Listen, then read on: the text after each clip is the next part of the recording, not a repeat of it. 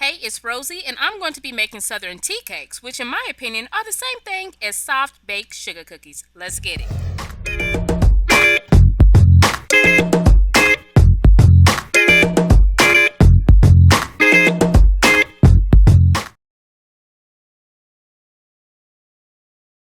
Okay, so for these Southern tea cakes, you're going to need some all-purpose flour.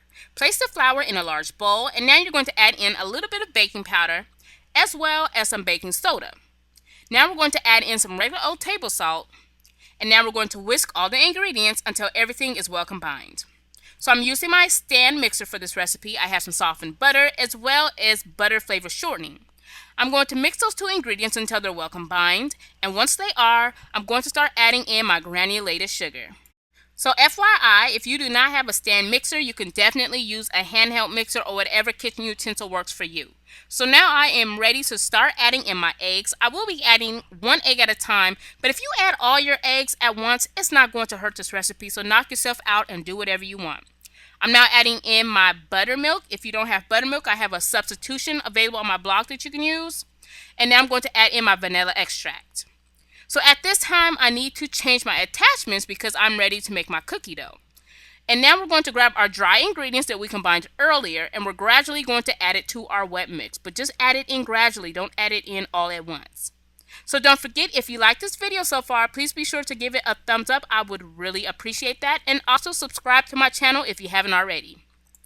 Okay, so my dough is good to go. I'm going to flour a flat surface, and now I'm going to place the dough on that flat surface, and I'm going to roll it out using my roll pin. You could use whatever works for you.